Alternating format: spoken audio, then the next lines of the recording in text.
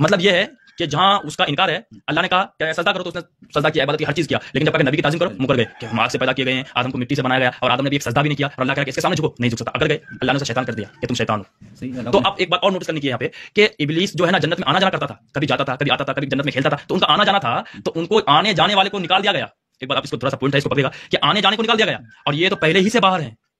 وہ تو اندر تھا تو اس کو اللہ نے باہر کر دیا، نبی کے تعظیم نہیں کیا، تو اور یہ تو پہلے ہی سے باہر ہے اور نبی کے تعظیم سے انکار کر رہے ہیں، تو اندر والے جب باہر ہو سکتے تو باہر والے اندر کیسے جا سکتے ہیں؟ تو ان لوگ کا جو ہے نا دیوبندی جو ہے نا بالکل ٹو کاپی کرتے ہیں ابلیس کا، جو اس نے کیا وہ اس نے کیا، جہاں پہ اس کا انکار وہاں پہ اس کا انکار۔ اس نے کہا کہ مٹی، ان کے بھی دماغ میں مٹی اور ان کے بھی دماغ میں مٹی، وہ کہتے ہیں کہ مٹی سے بنایا گیا، اور یہ کہتے ہیں کہ مٹی میں مل گئی،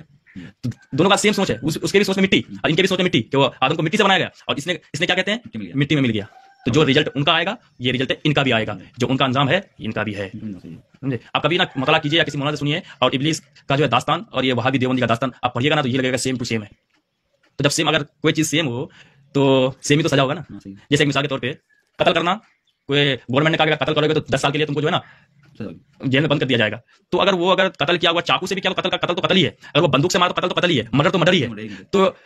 جرم ہے کچھ بھی کرنے سے جو ہے اس کا جو ہے نا تعداد نہیں بدلتا، سزا وہی ملتی ہے، سزا وہی ملتی ہے، کیونکہ سزا اس لیے وہی ملتی ہے کہ اس نے کہا کہ جو مرڈر کرے گا ان کو 10 سال کے لیے قید کیا جائے گا، تو اس نے کہا چاقو سے بھی مارا تو مرڈر ہی ہوا، گن سے مارا تو مرڈر ہی ہوا، تو اس نے کہا کہ اللہ نے اس کو مٹی سے بنایا تو وہ بھی انکار ہی ہے، اور اس نے کہا مٹی میں مل گئے تو یہ بھی انکار ہے۔ تو آپ کے یہ بدلوانے سے، آپ کے تعداد بدلوانے سے یا سوچ فکر بدلوانے سے آپ کا جو ہے نا سزا نہیں بدل سکتی، سزا وہی ہوگی جو سزا اللہ نے مقرر کر دیا گیا ہے، ٹھیک ہے؟ یہی بات ہے۔ الحمدللہ رب العالمین، ہم لوگ اہل سنت والجماعت والے ہیں، اور ہم نبی کو بھی مانتے ہیں، نبی کی باتوں کو بھی مانتے ہیں، اور اس چیز کو مانتے ہیں جو چیزیں نبی سے محبت کرتی ہے، اور ان شخص کو مانتے ہیں جو نبی سے محبت کرتے ہیں۔ بس اگر کوئی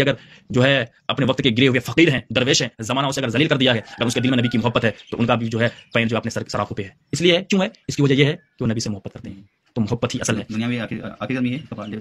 اور دنیا میں آخر میں نے فرمایا تم قربانی دے کے کوئی چیز آسانی سے نہیں ملتی، قربانی دینی پڑتی ہے، جب بندہ قربانی دیتا ہے تبھی کوئی چیز حاصل ہوتا ہے۔ اب دیکھیں کتنے بھی صحابہ کرام تھے، جتنے بھی تھے تمام نے قربانیاں دی ہیں، تو یہ صحابہ کرام کی زندگی اتنی خوبصورت کیوں ہے کہ کتابوں میں آتا ہے کہ کوئی اگر پوری زندگی عبادت کرے اور کوئی شخص صرف نبی کو دیکھے اور اسی وقت مر جائے ایمان کے ہاتھ میں تو ان کے برابر نہیں ہو سکتا۔ کیوں نہیں ہو سکتا؟ اس لیے کہ ہم اگر اشہد ان محمد رسول اللہ پڑھتے ہیں تو ہم چونتے ہیں، دل میں تصور ہے کہ الحمدللہ میرے نبی دیکھتے ہیں، اور جب میرے نبی سامنے بیٹھے رہتے تھے اور بلال جب اذان پڑھتے تھے اشہد ان محمد رسول اللہ، تو جب لوگ چونتے تھے نا تو میرے نبی کی طرف دیکھتے تھے، کتنا خوش نصیب ہے۔ ہم دعا مانگتے ہیں یا اللہ اپنے حبیب کا صدقے سے ہماری دعا قبول فرما، اور وہ جب صحابہ کرام جب دعا مانگتے تھے تو یا اللہ میرے حبیب کا صدقے دعا قبول فرما، اور حبیب کو سامنے دیکھتے بھی تھے، کتنے خوش نصیب ہیں۔ تو اس کے برابر ہم نہیں سوچ سکتے، بس اللہ سے یہ دعا ہے کہ اللہ ہمیں نبی کی محبت میں رکھ، اسی کی محبت اگر ہے دل میں تو زندگی بھی کامیاب ہے اور آخرت بھی کامیاب ہے، نہیں تو کچھ فائدہ ہے نہیں۔